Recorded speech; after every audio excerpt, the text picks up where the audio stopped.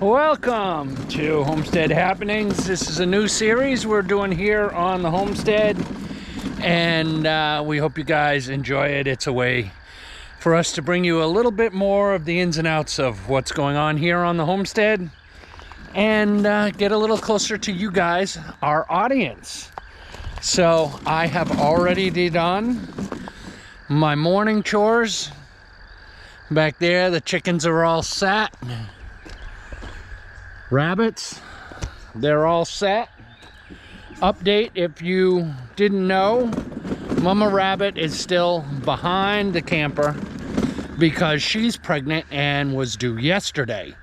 So we decided not to move her, not to stress her out, and after she has the babies and they're a couple of weeks old, we will move her over here with the rest of the bunnies. Rocco, what are you doing, bub? What exactly are you doing over there? You're not supposed to be over there. I know. Listen, why don't you come here? Hey, come here. Why don't you go back to the camper? Rocco, go home. Go on. Good boy. Go on. Go on, good boy. I have to go to the meat birds. You go. Go ahead. You can come play with me later. Well, he didn't like that too much, did he, guys? Oh. All right, I got my little gorilla cart. We're gonna head up front because it's time to do the meat birds. Today is the meat birds' last really good day because I think we're gonna process them tomorrow. It's just gonna be me and Missy.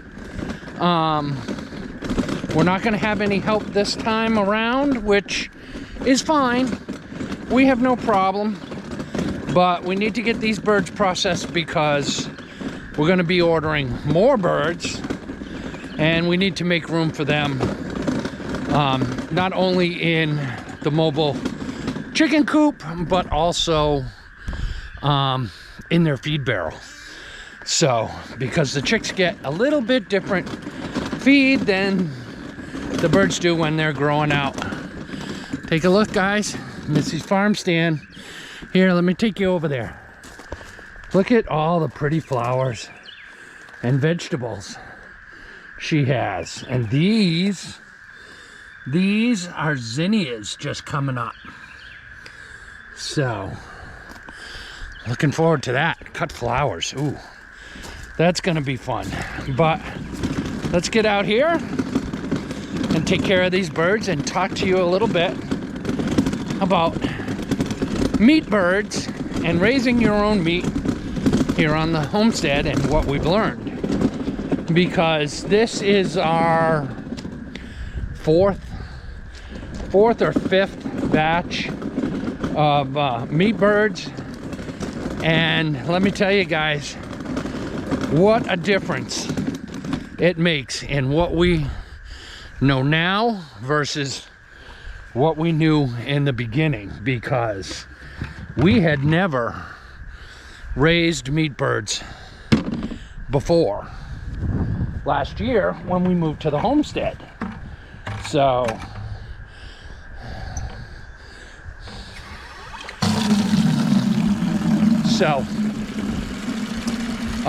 big learning curve. I'm tongue-tied right now, guys. I don't know what's going on. Big learning curve. But we're feeling very, very confident. We're feeling really good about the butchering process. I don't think that that's going to be a big deal for me and Missy at all. I think we'll do just fine. Ugh. This is the closest water I have, guys, to the chickens, because the chickens are way over there, but I'll take you over and show you. All right, put a lid on it so that I don't spill it. And then the easiest way to get over there is to come out here to the front of our property,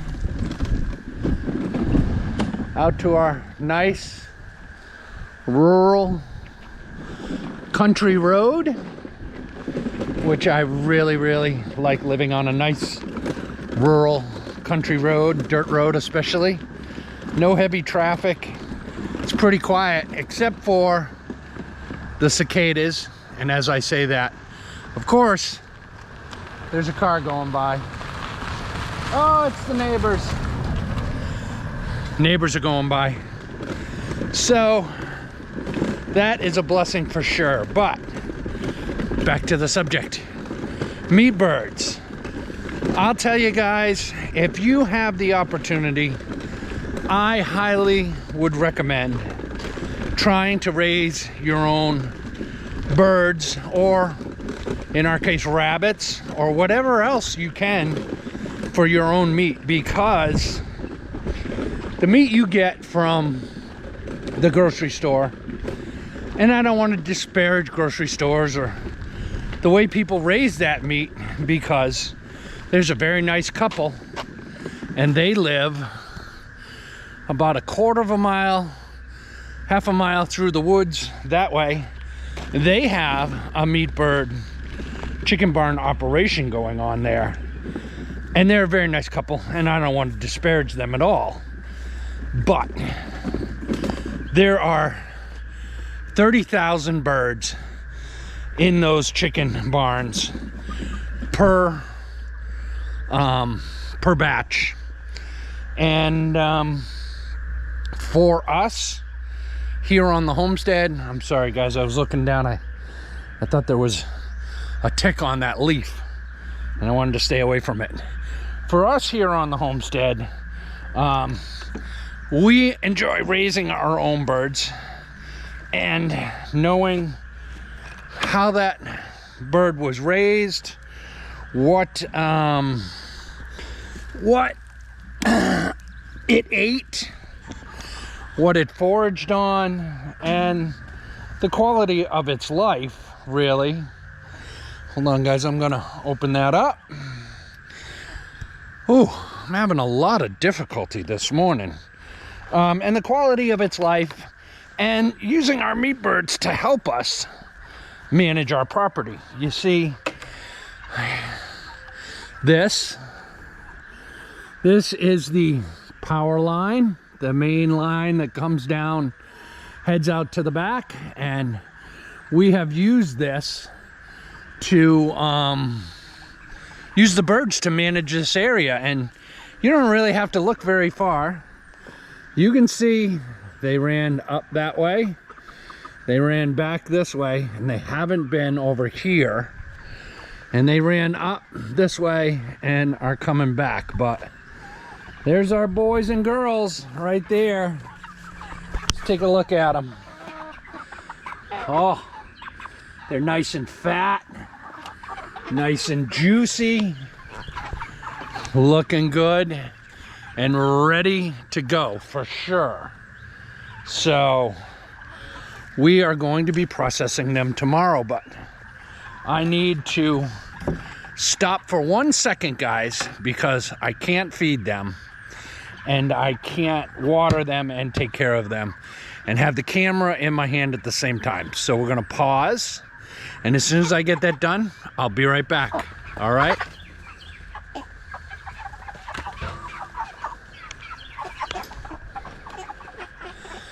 Those are some pretty happy birds right there. So I will take their food away later on today, and I will move them again tomorrow night, so they stay a little bit cleaner for the processing. Man, words are hard. I am having a very, very hard time today, guys. I don't know what exactly is going on, but I cannot seem to talk at all. So bear with me, I guess, a little bit.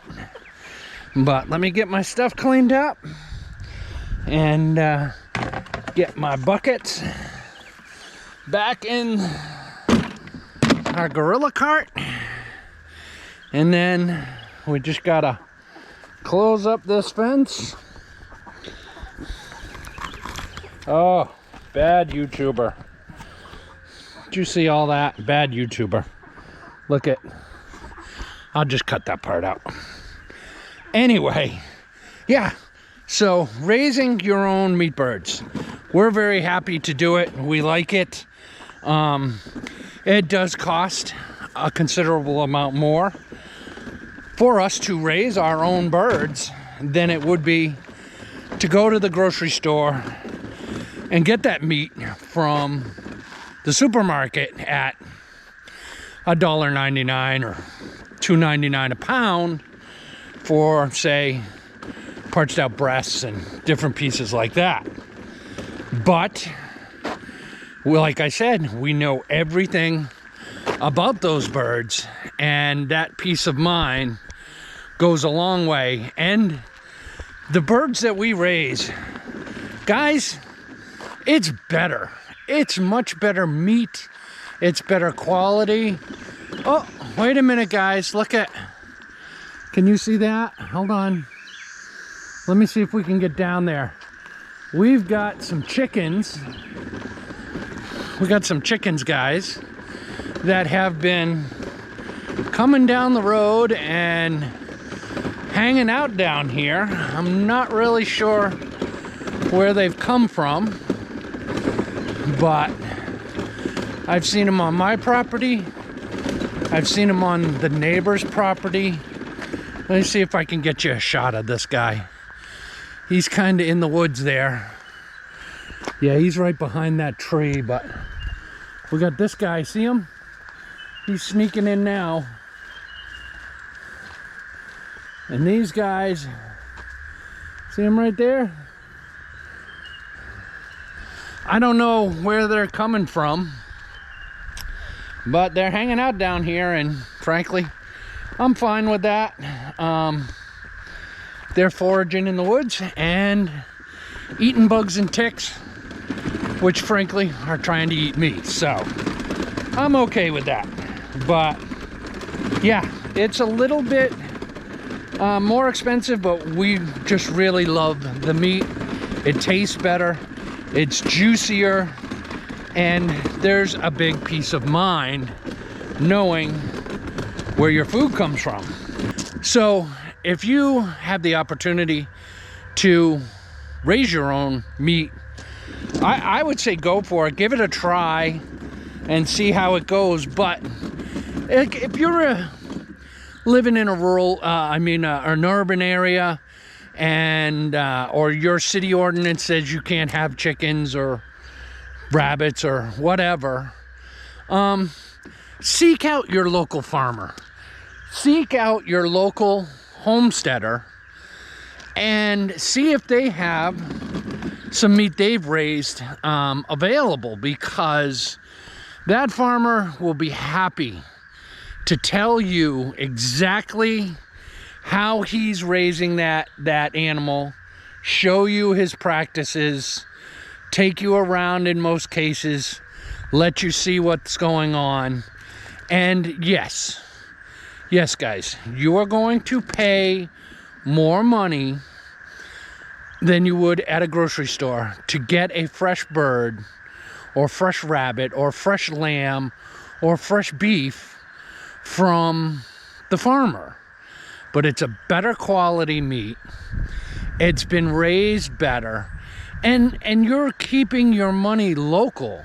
Like, it stays in the community. That farmer, he's not going to the Bahamas with that money, okay, and putting it in an offshore account. He is going to turn around and he's going to spend that money at the gas station, at the feed store, at the store where he gets his clothes, where he gets his parts, where he buys his tractor. And all those businesses, they employ people. And those businesses are only going to stay in business if people come in and buy things. Sorry guys, I'm scratching like a dog with fleas. I'm a mess today. Those businesses are only going to stay in business if people come in and buy things. So you're helping your local economy.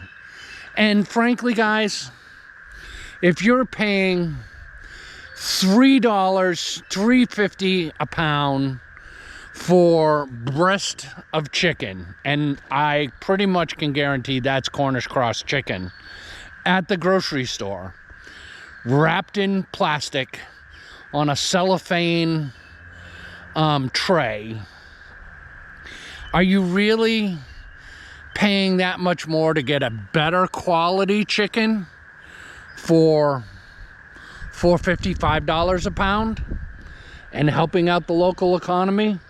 I mean, money's tight for us here on the homestead too, but there are certain things, you know, you kind of gotta draw the line on, and you gotta say, I want better quality, I don't want to go cheap. So just something to think about, guys. Thanks for joining us. We'll see you on the next one. I'm gonna go get a coffee, see if I can repair my speech impediment a little bit for the rest of the day.